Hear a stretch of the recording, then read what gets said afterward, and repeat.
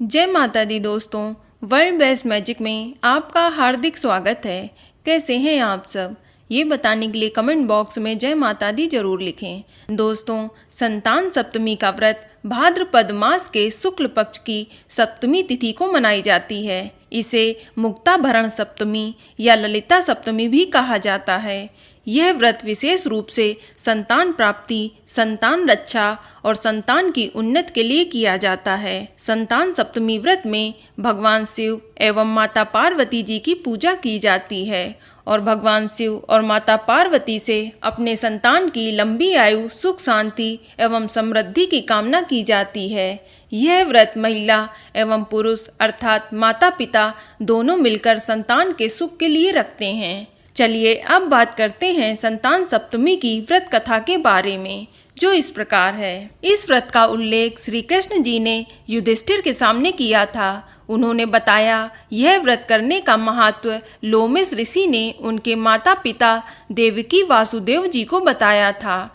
माता देवकी के पुत्रों को कंस ने मार दिया था, जिस कारण माता पिता के जीवन पर संतान शोक का भार था, जिससे उभरने के लिए उन्हें संतान सप्तमी व्रत करने को कहा गया। लोमश ऋषि द्वारा उनके माता पिता को संतान सप्तमी की कथा सुनाई, जो इस प्रकार है। अयोध्या का राजा था नहुंस। उसकी पत्नी का नाम था चंद्रमुखी। चंद्रमुखी की एक सहेली थी जिसका नाम रूपमती था। वो नगर के ब्राह्मण की पत्नी थी। दोनों ही सखियों में बहुत प्रेम था। एक बार वे दोनों सरयू नदी के तट पर स्नान करने गईं। वहाँ बहुत सी स्त्रियां संतान सप्तमी का व्रत कर रही थीं। उसकी कथा सुनकर इन दोनों सखियों ने भी पुत्र प्राप्ति के लिए इस व्रत को करने का निश्चय किया, लेकिन घर आकर वे दोनों भूल गईं। कुछ समय के बाद दोनों की मृत्यु हो गई और दोनों ने पशु योनि में जन्म लिया। कई जन्मों के बाद दोनों ने मनुष्य योनि में जन्म लिया।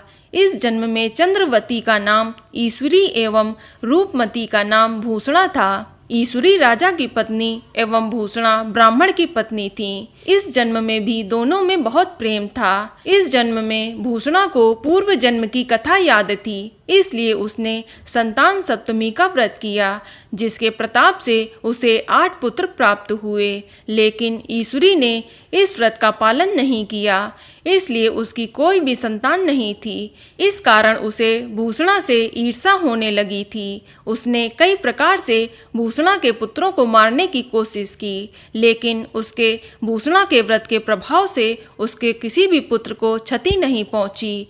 थक हार कर ईश्वरी ने अपनी ईर्ष्या एवं अपने कृत्य के बारे में भूषणा से स्वयं ही कहकर क्षमा मांग ली। तब भूषणा ने उसे पूर्व जन्म की बात याद दिलाई और संतान सप्तमी के व्रत को करने की सलाह दी। ईश्वरी ने पूरे विधि विधान के साथ व्रत किया और उसे भी एक सुंदर पुत्र की प्राप्ति हुई।